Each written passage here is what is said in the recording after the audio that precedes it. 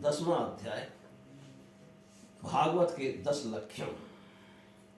श्री सुखदेव जी कहते हैं, परीक्षित, इस भागवत पुराण में सर्ग, विसर्ग, स्थान, पोषण, ऊत, मरणवंतर, ईशान, कथा, निरोध, मुक्ति और आश्रय, इन 10 विषयों का वर्णन है। इनमें जो 10वां आश्रय तत्व है उसी का ठीक ठीक निश्चय करने के लिए कहीं श्रुति से, कहीं तात्पर्य से और कहीं दोनों के अनुकूल अनुभव से महात्माओं ने अन्य 9 विषयों का बड़ी सुगम गति से वर्णन किया है।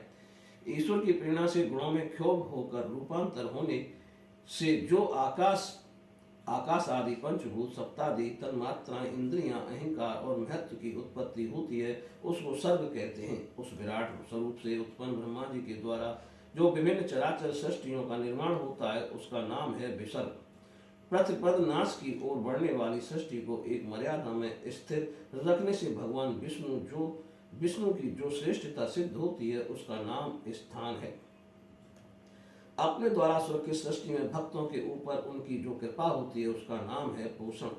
मनवंतरों के अधिपति जो भगवत भक्ति और प्रजा पालन रूप शुद्ध धर्म का अनुष्ठान करते हैं उसे मनवंतर कहते हैं। जीवों की वे वासनाएं जो कर्म के द्वारा उन्हें बंधन में डाल देती हैं उसी नाम से कही जाती हैं। भगवान के विभिन्न अवतारों के और उनके प्रेमी भक्तों की विविध आख्यानों से युक्त गाथाएं इस कथा है। जब भगवान योग निद्रा स्वीकार करने की सहन करते हैं तब इस जीव का अपनी उपाधियों के साथ उनमें लीन हो जाना निरोध है। अज्ञान कल्पित कर्तव्य भोक्तृत्व आदि अनात्म भाव का परित्याग करके अपने वास्तविक स्वरूप को परमात्मा में स्थित होना ही मुक्ति है। परीक्षित, इस चराचर जगत की उत्पत्ति और प्रलय जिस तत्व से प्रकाशित होते हैं वह परम ब्रह्म ही आश्रय है। शास्त्रों में उसी को परमात्मा कहा गया है। जो नेत्र आदि इंद्रियों का अभिमानी दृष्टा जीव है वही इंद्रियों के अधिष्ठात देवता सूर्य आदि के रूप में भी है और नेत्र गोलक आदि से युक्त दृश्य देह है, वही उन दोनों का अलग अलग करता है। इन तीनों में यदि एक का भी अभाव हो जाए तो दूसरे दो की उपलब्धि नहीं हो सकती। अतः जो इन तीनों को जानता है वह परमात्मा ही सबका अधिष्ठान आश्रय तत्व है। उसका आश्रय वह स्वयं ही है, दूसरा कोई नहीं। जब पूर्वोक्त विराट पुरुष ब्रह्मांड को छोड़ फोड़ कर निकला तब वह अपने रहने का स्थान ढूंढने लगा और स्थान की इच्छा से उसे शुद्ध संकल्प पुरुष ने अत्यंत पवित्र जल की सृष्टि की। विराट पुरुष नर से उत्पन्न होने के कारण ही जल का नाम नार पड़ा और उस अपने उत्पन्न किए हुए नार में वह पुरुष 1000 वर्षों तक रहा, इसी से उसका नाम नारायण हुआ। उन नारायण भगवान की कृपा से ही द्रव्य, कर्म, काल, स्वभाव और जीव आदि की सत्ता है। उनके उपदेश उपेक्षा कर देने पर और किसी का अस्तित्व नहीं रहता। उन अद्वितीय भगवान नारायण ने योग निद्रा से चक्कर अनेक होने की इच्छा की। तब अपनी माया से उन्होंने अखिल ब्रह्मांड के बीज स्वरूप अपने स्वर्णमय वीर को 3 भागों में विभक्त कर दिया, अधिदेव, अध्यात्म और अभिभूत। परीक्षित, विराट पुरुष का एक ही वीर 3 भागों में कैसे विभक्त हुआ सो सुनो। विराट पुरुष के हिलने डोलने पर उनके शरीर में रहने वाले आकाश से इंद्रिय बल, मनोबल और शरीर बल की उत्पत्ति हुई। उनसे इन सब का राजा प्राण उत्पन्न हुआ। जैसे सेवक अपने स्वामी राजा के पीछे पीछे चलते हैं वैसे ही सबके शरीर में प्राण के प्रबल रहने पर ही सारी इंद्रियां प्रबल रहती हैं और जब वह सुस्त पड़ जाता है तब सारी इंद्रियां भी सुस्त हो जाती हैं।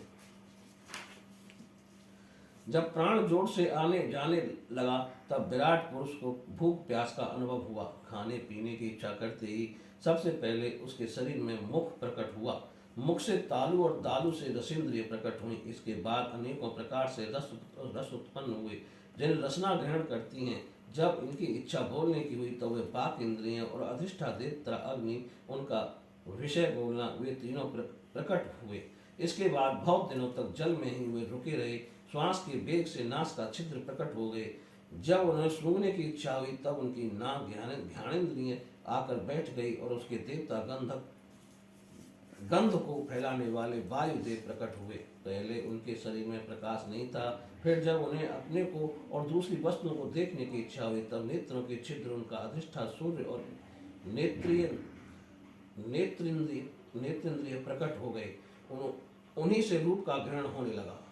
जब वेद रूप ऋषि विराट पुरुष को स्थितियों के द्वारा जगाने लगे तब उन्हें सुनने की इच्छा हुई। उसी समय कान उनकी अधिष्ठा देवता दिशाएं और ज्ञानेन्द्रिय श्रोतेंद्रिय प्रकट हुई।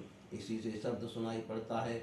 जब उन्होंने वस्तुओं की कोमलता, कठिनता, हल्कापन, भारीपन, उष्णता, शीतलता आप जाननी चाहिए, तब उनके शरीर चर्म प्रकट हुआ। पृथ्वी में से जैसे वृक्ष निकल आते हैं उसी प्रकार उस चर्म में रोए पैदा हुए और उसके भीतर बाहर रहने वाला वायु भी प्रकट हो गया।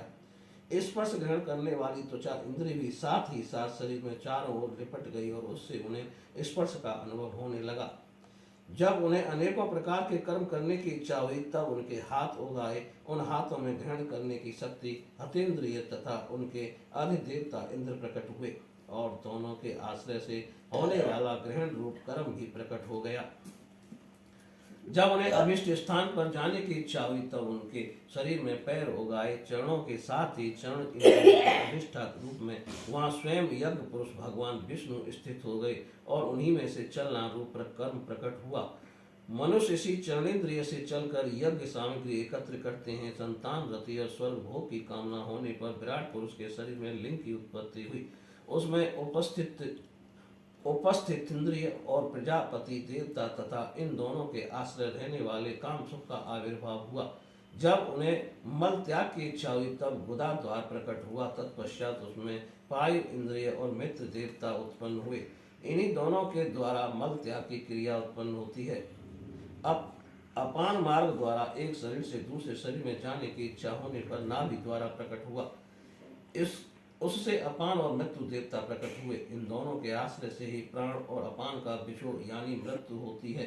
जब विराट पुरुष को अन्न जल ग्रहण करने की इच्छा हुई तब कोख आंतें और नाड़ियां उत्पन्न हुई। साथ ही कुक्षी के देवता, समुद्र नाड़ियों के देवता, नदियां एवं तुष्टि पुष्टि ये दोनों उनके आश्रित विषय उत्पन्न हुए। जब उन्होंने अपनी माया पर विचार करना चाहा तब हृदय की उत्पत्ति हुई। उनसे मन रूप इंद्रिय और उन मन से उसका देवता चंद्रमा तथा विषय कामना और संकल्प प्रकट हुए। विराट पुरुष के शरीर में पृथ्वी, जल और तेज से 7 धातुएं प्रकट हुई। त्वचा, चर्म, मांस, रुधिर, मेद, मज्जा और अस्थि। इसी प्रकार आकाश, जल और वायु से प्राणों की उत्पत्ति हुई। श्रोत्रादि सब इंद्रियां सप्तादि विषयों को ग्रहण करने वाली हैं। वे विषय अहंकार से उत्पन्न हुए हैं। मन सब विकारों का उत्पत्ति स्थान है और बुद्धि समस्त पदार्थों का बोध कराने वाली है। मैंने भगवान के इस स्थूल रूप का वर्णन तुम्हें सुनाया है। यह बाहर की ओर से पृथ्वी, जल, तेज, वायु, आकाश, अहंकार, महत्व और प्रकृति इन 8 आवरणों से घिरा हुआ है। इससे परे भगवान का अत्यंत सूक्ष्म रूप है। वह अव्यक्त, निर्विशेष, आदि, मध्य और अंत से रहित एवं नित्य है। वाणी और मन की वहां तक पहुंच नहीं है। मैंने तुम्हें भगवान के स्थूल और सूक्ष्म, व्यक्त और अव्यक्त जिन 2 रूपों का वर्णन सुनाया है वे दोनों ही भगवान की माया के द्वारा रचित हैं। इसलिए विद्वान पुरुष इन दोनों को ही स्वीकार नहीं करते। वास्तव में भगवान निष्क्रिय हैं। अपनी शक्ति से ही वे सक्रिय बनते हैं। फिर तो वे ब्रह्मा का या विराट रूप धारण करके वाच्य और वाचक शब्द और उसके अर्थ के रूप में प्रकट होते हैं। अनेकों नाम, रूप तथा क्रियाएं स्वीकार करते हैं। परीक्षित, प्रजापति, मनु देवता, ऋषि, पितर, सिद्ध, चारण, गंधर्व, विद्याधर, असुर, यक्ष, किन्नर, अप्सराएं, नाग, सर्प, किम पुरुष, उरग, मातकाएं, राक्षस, पिशाच, प्रेत, भूत, विनायक, कुष्मांड, उन्माद, बेताल, यातुधान, ग्रह, पक्षी, मृग, पशु, वृक्ष, पर्वत, सरीसृप इत्यादि जितने भी संसार में नाम रूप हैं सब भगवान के ही हैं। संसार में चर और अचर भेद से 2 प्रकार के तथा जरा, युज, अंडज, स्वदेज और दुर्जन भेद से 4 प्रकार के जितने भी जलचर, थलचर तथा आकाशचारी प्राणी हैं सब के सब शुभ, अशुभ और मिश्रित कर्मों के तदनुरूप फल हैं। सत्व की प्रधानता से देवता, रजोगुण की प्रधानता से मनुष्य और तमोगुण की प्रधानता से नारकीय योनियां मिलती हैं। इन गुणों में जब एक गुण दूसरे को गुणों से अभिभूत हो जाता है तब प्रत्येक गति के 3 भेद और हो जाते हैं। मैं भगवान के जगत के धारण पोषण के लिए धर्म में विष्णु रूप स्वीकार करके देवता, मनुष्य और पशु पक्षी आदि रूपों में अवतार लेते हैं तथा विश्व का पालन पोषण करते हैं। प्रलय का समय आने पर वे ही भगवान अपने बनाए हुए इस विश्व को कालाग्नि रूप रुद्र का रूप ग्रहण करके अपने में वैसे ही लीन कर लेते हैं जैसे वायु मेघमाला को। परीक्षित, महात्माओं ने अचिंत शर्व भगवान का इसी प्रकार वर्णन किया है, परंतु तत्वज्ञानी पुरुषों को केवल इस सृष्टि पालन और प्रलय करने वाले रूप में ही उनका दर्शन नहीं करना चाहिए, क्योंकि वे तो इससे भी परे भी हैं। सृष्टि की रचना आदि कर्मों का निरूपण करके पूर्ण परमात्मा से कर्म या कर्तापन का संबंध नहीं जोड़ा गया है। वह तो माया से आरोपित होने के कारण कर्तव्य का निषेध करने के लिए ही है। यह मैंने ब्रह्मा जी के महाकल्प का अवान्तर कल्पों के साथ वर्णन किया है। सब कल्पों में सृष्टि क्रम एक सा ही है। अंतर है तो केवल इतना ही कि महाकल्प के प्रारंभ में प्रकृति से क्रम से महत्व आदि उत्पत्ति होती है और कल्पों के प्रारंभ में प्राकृतिक सृष्टि जो ज्यों की त्यों रहती ही है। चराचर प्राणियों की वैकृत सृष्टि नवीन रूप से होती है। परीक्षित, काल का परिणाम कल्प और उनके अंतर्गत मनवंतरों का वर्णन आगे चलकर करेंगे। अब तुम पाद कल्प का वर्णन सावधान होकर सुनो। सौनक जी ने पूछा, सूत जी, आपने हम लोगों से कहा था कि भगवान के परम भक्त विदुर जी ने अपने अति दुष्यत कुटुंबियों को भी छोड़कर पृथ्वी के विभिन्न तीर्थों में विचरण किया था। उस यात्रा में मैत्रेय ऋषि के साथ अध्यात्म के संबंध में उनकी बातचीत कहाँ हुई तथा मैत्रेय जी ने उनके प्रश्न करने पर किस तत्व का उपदेश किया। सूत जी, आपका स्वभाव बड़ा सौम्य है, आप विदुर जी का चरित्र हमें सुनाइए। उन्होंने अपने भाई बंधुओं को क्यों छोड़ा और फिर उनके पास क्यों लौट आए। सूत जी ने कहा, सौनकादि ऋषियों, राजा परीक्षित ने भी यही बात पूछी थी। उनके प्रश्नों के उत्तर में श्री सुखदेव जी महाराज ने जो कुछ कहा था वही मैं आप लोगों से कहता हूँ, सावधान होकर सुनिए। बोलिए श्री कृष्ण भगवान की जय।